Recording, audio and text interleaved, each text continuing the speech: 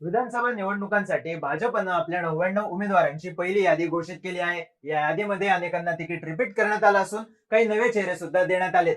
या यादीतले 99 उमेदवार कोण आहेत पाहूयात या व्हिडिओमधून. भाजपच्या यादीतला पहिला मतदारसंघ आहे नागपूर दक्षिण पश्चिम. उपमुख्यमंत्री देवेंद्र फडणवीस यांना नागपूर दक्षिण पश्चिम मधून उमेदवारी देण्यात आली आहे. इथे 2019 ला त्यांच्या विरोधात काँग्रेसच्या आशिष देशमुख यांनी निवडणूक लढवली होती. सध्या इथे फडणवीसांविरोधात अनिल देशमुखांच्या नावाची चर्चा आहे. पुढची जागा आहे कामठी विधानसभा. इथून चंद्रशेखर बावनकुळेंना विधानसभेचं तिकीट देण्यात आलंय. बावनकुळे 2009 आणि 2014 ला इथून आमदार राहिलेत. 2019 ला त्यांचं तिकीट कट करून त्यांना प्रदेशाध्यक्षपद देण्यात आलं, पण आता त्यांना पुन्हा एकदा उमेदवारी देण्यात आली आहे. इथून भाजपच्या टेकचंद सावरकर यांचा पत्ता कट झालाय. भाजपच्या यादीतला पुढचा मतदारसंघ आहे शहादा. राजेश पाडवींना शहादा विधानसभेचं तिकीट देण्यात आलंय.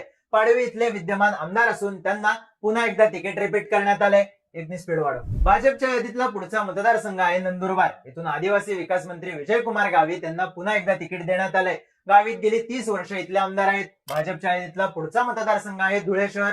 अनुप अग्रवाल यांना धुळे शहर मधून उमेदवारी देण्यात आली आहे. सध्या इथे एमआयएमचे फारुख शाह अनवर विद्यमान आमदार आहेत. त्यांच्या विरोधात आता अग्रवाल आव्हान देणार आहेत. भाजपच्या यादीतला पुढचा मतदारसंघ आहे सिंदखेडा. इथून जयकुमार रावल यांना उमेदवारी देण्यात आली आहे. रावल गेले 2 टर्म इथून आमदार असून त्यांना भाजपनं हॅट्रिकची संधी दिली आहे. भाजपच्या यादीतला पुढचा मतदारसंघ आहे शिरपूर. अनुसूचित जमातींसाठी राखीव असलेल्या शिरपूर मधून काशीराम पावरा यांना तिकीट मिळालंय. पावरा गेले 3 टर्म इथले आमदार आहेत. त्यांच्या विरोधात जितेंद्र ठाकूर यांचं आव्हान असू शकतं. भाजपच्या यादीतला पुढचा मतदारसंघ आहे रावेर. रावेरमध्ये अमोल जावळे यांना तिकीट देण्यात आलंय. जावळे भाजपचे ज्येष्ठ नेते हरिभाऊ जावळेंचे चिरंजीव आहेत. सध्या या मतदारसंघात काँग्रेसचे शिरीष चौधरी आमदार आहेत.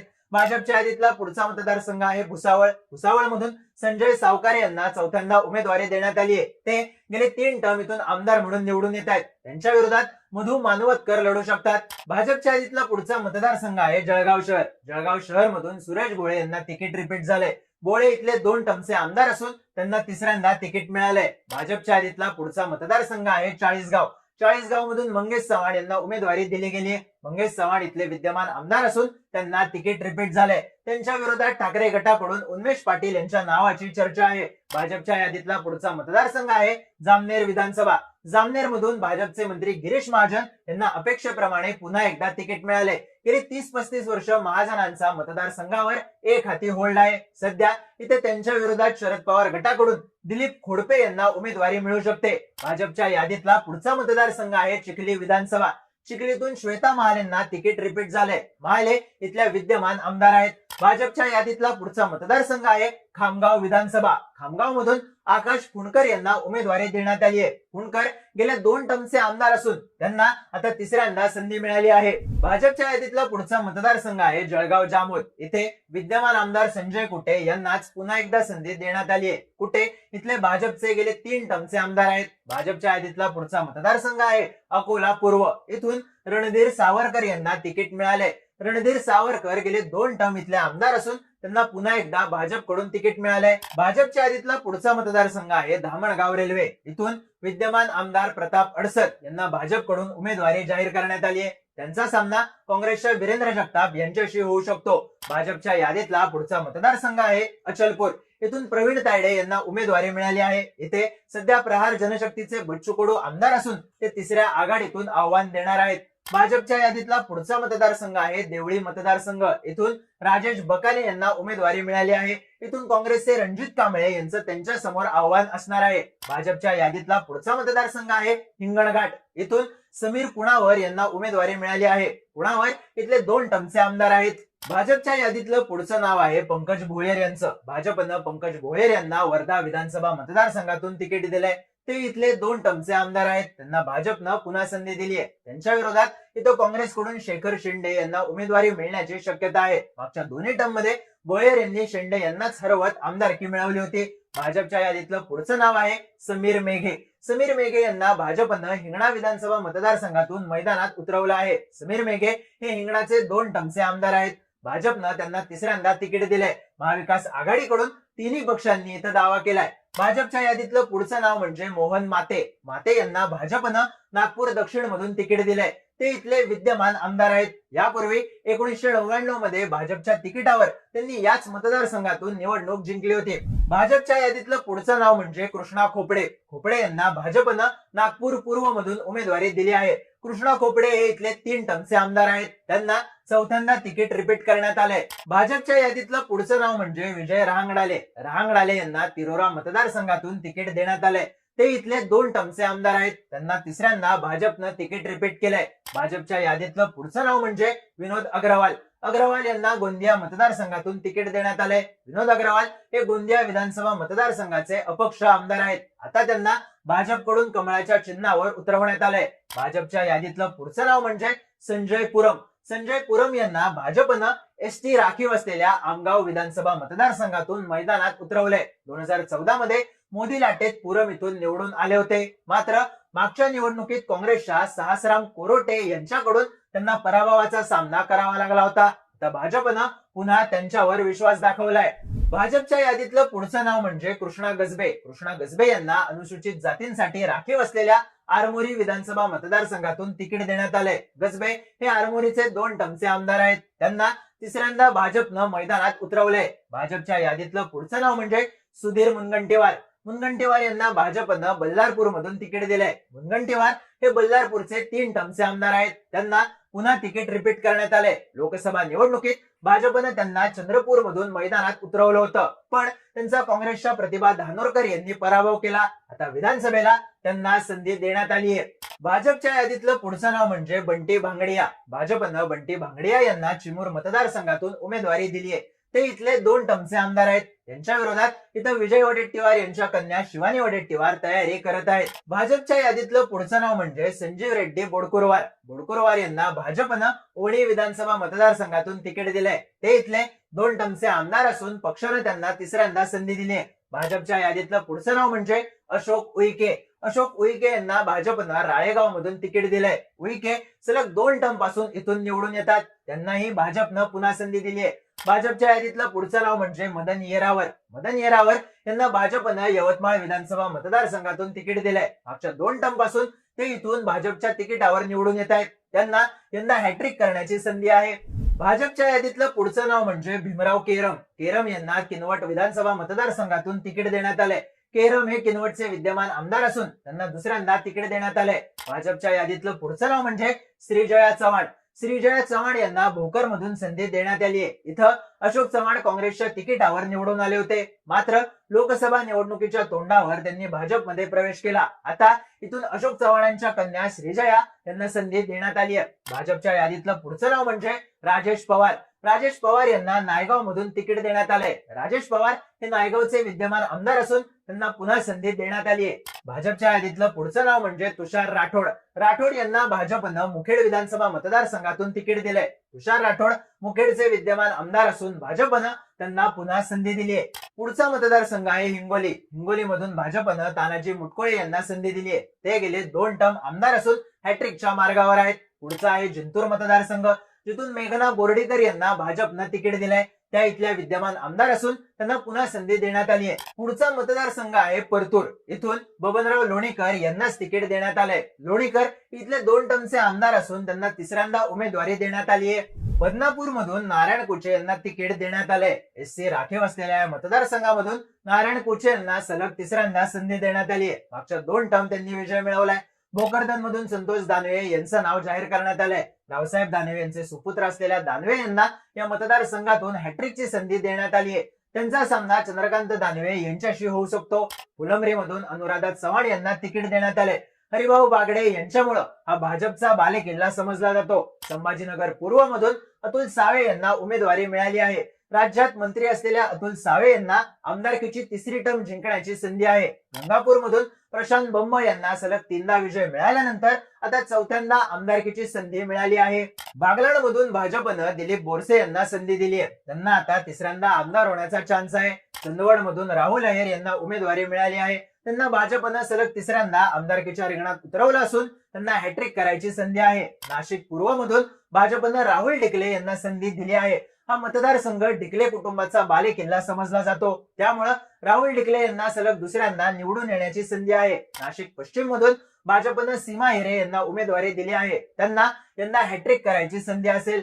नालासोपारामधून भाजपनं राजन नाईक यांना संधी दिली आहे. त्यांचा सामना भव्याच्या क्षितिश ठाकूर यांच्याशी होण्याची शक्यता आहे. भिवंडी पश्चिम मधून भाजपनं महेश चौगुले यांना उमेदवारी दिली आहे. मागच्या 2 टर्म जिंकल्यावर त्यांना आता तिसऱ्या टर्म साठी चान्स मिळालाय. मुरबाड मधून भाजपनं किसन कथोरे यांचं नाव जाहीर केलंय. कथोरे शरद पवार गटात जातील. त्यांच्यात आणि माजी खासदार कपिल पाटील यांच्यात संघर्ष आहे अशा चर्चा झाल्या होत्या, पण त्यांना पुन्हा संधी देत भाजपनं या चर्चांना पूर्ण विराम घातला आहे.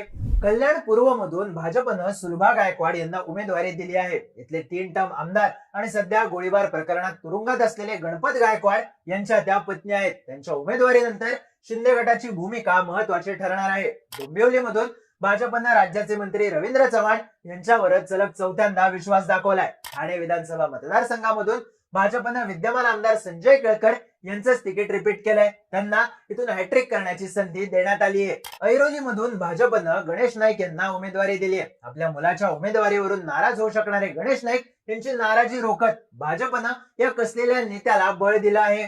बेलापूर मधून भाजपनं मंदा म्हात्रे यांना तिकीट दिलंय. इथून संजीव नाईक यांच्या नावाची चर्चा होती, पण भाजपनं पुन्हा म्हात्रे यांच्यावरच विश्वास दाखवलाय. दहिसर मधून भाजपनं मनीषा चौधरी यांचं नाव घोषित केलंय. त्यांना या मतदारसंघात हॅट्रिक करण्याची संधी मिळणार आहे.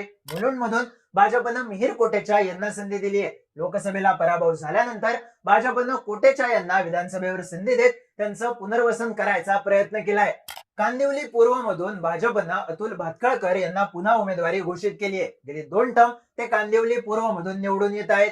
चारकोप मधून योगेश सागर यांना भाजपनं उमेदवारी दिली आहे. याआधी सुद्धा ते 3 वेळा निवडून आले आहेत. त्यामुळं भाजपनं त्यांना चौथ्यांदा तिकीट दिलंय. मालाड पश्चिम मधून भाजपनं विनोद शेलार यांना उमेदवारी घोषित केली आहे. इथून असलम शेख हे काँग्रेसचे 3 वेळा आमदार राहिले आहेत. या जागेवर भाजपनं नवीन उमेदवार दिला आहे. गोरेगाव मधून विद्या ठाकूर यांना उमेदवारी मिळाली आहे. गेल्या 2 टर्म त्या गोरेगाव मधून निवडून येत आहेत. अंधेरी पश्चिम मधून भाजपनं गेले 2 टर्म आमदार असणाऱ्या अमित चटम यांनाच पुन्हा उमेदवारी दिली आहे. विलेपार्लेतून भाजपनं तिसऱ्यांदा पराग अळवणी यांना संधी दिली आहे. भाजपनं इथे सुद्धा उमेदवार रिपीट केलाय. घाटकोपर पश्चिम मधून राम कदम यांचं तिकीट कापलं जाईल असं बोललं गेलं, पण त्यांना सलग चौथ्यांदा संधी मिळाली. वांद्रे पश्चिम मधून भाजपनं आशिष शेलार यांना तिसऱ्यांदा संधी दिली आहे. काँग्रेसकडून इथून प्रिया दत्त यांना संधी मिळण्याची शक्यता वर्तवण्यात येते. सायन कोळीवाडा मतदारसंघातून भाजपनं कॅप्टन आर तमिळसेल्वन यांना पुन्हा संधी दिली आहे. वडाळ्यामधून भाजपनं कालिदास कोळंबकर यांना पुन्हा संधी दिली आहे. मूळचे काँग्रेसचे असलेले कोळंबकर हे गेल्या विधानसभेला भाजपात आले आणि आता त्यांना पुन्हा संधी मिळाली आहे. मलबार हिल मधून भाजपनं पुन्हा एकदा मंगलप्रभात लोढा यांना संधी दिली आहे. लोढा हे देवेंद्र फडणवीसांच्या जवळचे मानले जातात. कुलाब्यातून भाजपनं राहुल नार्वेकरांना पुन्हा संधी दिली आहे. लोकसभेसाठी त्यांचं नाव चर्चेत आलेलं, पण त्यांना विधानसभेच्या मैदानात पुन्हा उतरवण्यात आलंय. पनवेल मधून भाजपचे प्रशांत ठाकूर यांना तिसऱ्यांदा संधी मिळाली आहे. गेली 2 टर्म ते पनवेल मधून आमदार म्हणून निवडून येत आहेत. उरण मधून भाजपनं महेश बालदी यांना उमेदवारी दिली असून गेल्या वेळी ते अपक्ष म्हणून निवडून आले होते. यंदा त्यांना थेट कमळाचं तिकीट मिळालं आहे. दौंड मधून भाजपनं पुन्हा राहुल कोल यांना संधी दिली आहे. महायुतीत या जागेवर वाद असून आता अजित पवार गटाचे रमेश थोरात काय करणार याकडे सगळ्यांचं लक्ष असेल. चिंचवड मधून भाजपनं शंकर जगताप यांना संधी दिली आहे. त्यांच्या वहिनी अश्विनी जगताप यांनी नुकतीच प्रदेशाध्यक्ष चंद्रशेखर बावनकुळे यांच्यासोबत बैठक घेतली होती. मात्र अश्विनी जगताप यांच्या जागी शंकर जगताप यांना तिकीट देण्यात आलंय. भोसरीमधून मागचे 2 टर्म आमदार असलेल्या महेश लांडगेंना पुन्हा भाजपचं तिकीट मिळालंय. त्यांच्या विरोधात शरद पवार गटाच्या अजित गव्हाणे यांचं आव्हान असू शकतं. शिवाजीनगर मधून भाजपनं पुन्हा सिद्धार्थ शिरोळ यांना संधी दिली असून त्यांच्या विरोधात मवियाकडून नेमकं कोण उभं राहणार याची उत्सुकता आता वाढली आहे. भाजपनं कोथरूड मधून पुन्हा एकदा चंद्रकांत पाटील यांचीच उमेदवारी घोषित केली आहे. त्यांच्या विरोधात अद्याप महाविकास आघाडीचा उमेदवार ठरलेला नसून कोथरूडमध्ये मविया बॅकफुटला गेली असल्याची चर्चा आहे. पर्वतीमधून भाजपनं चौथ्यांदा माधुरी मिसाळ यांना उमेदवारी दिली आहे. भाजप अंतर्गत संघर्ष मोडून काढत माधुरी मिसाळ यांनी पुन्हा संधी मिळवली आहे. शिर्डीमधून भाजपने महसूल मंत्री राधाकृष्ण विखे पाटील यांना पुन्हा संधी दिली आहे. 1995 पासून शिर्डीमध्ये विखे पाटील यांचंच वर्चस्व आहे. शेवगाव मधून मोनिका राजळे यांना पुन्हा तिकीट मिळालंय. त्या गेली 2 टर्म आमदार असून यंदा त्यांना हॅट्रिकची संधी आहे. राहुरी मधून भाजपनं शिवाजीराव कारडिले यांना पुन्हा संधी दिली असून 2009 आणि 2014 ला ते आमदार होते. पण 2019ला प्राजक्त तनपूर यांनी त्यांचा पराभव केला होता. श्रीगोंदामधून भाजपनं प्रतिभा पाचपुते यांना संधी दिली असून गेल्या वेळी इथून भाजपकडून बबनराव पाचपुते निवडून आले होते. कर्जत जामखेड मधून भाजपनं राम शिंदे यांना पुन्हा संधी दिली आहे. ते सध्या विधान परिषदेवर आमदार आहेत. गेल्या वेळी सारखा त्यांचा सामना यंदाही रोहित पवारांसोबत होण्याची शक्यता आहे. केज मधून नमिता मुंदडा यांना पुन्हा संधी देण्यात आली आहे. गेल्या वेळी त्या पहिल्यांदा आमदार म्हणून निवडून आल्या होत्या. आता ही त्यांची दुसरी टर्म ठरू शकते. निलंग्यातून भाजपनं संभाजी पाटील निलंगेकर यांना पुन्हा मैदानात उतरवले. गेले 2 टर्म ते आमदार असून त्यांना तिसऱ्यांदा संधी देण्यात आली आहे. औसामधून भाजपनं अभिमन्यू पवार यांना संधी दिली असून उपमुख्यमंत्री देवेंद्र फडणवीसांच्या ते जवळचे मानले जातात. त्यांना इथून दुसऱ्यांदा संधी देण्यात आली आहे. विजापुरातून राणा जगजितसिंह पाटील यांना पुन्हा संधी देण्यात आली आहे. तर सोलापूर उत्तर मधून भाजपनं विजय देशमुख यांना 5व्यांदा संधी दिली आहे. गेली 4 टर्म ते सलग निवडून येत आहेत. अक्कलकोट मधून सचिन कल्याण शेट्टी यांना पुन्हा संधी देत भाजपनं त्यांच्यावर विश्वास दाखवलाय. सोलापूर दक्षिण मधून भाजपनं सुभाष देशमुख यांना पुन्हा संधी दिली आहे. ते तिसऱ्यांदा विधानसभेच्या रिंगणात असतील.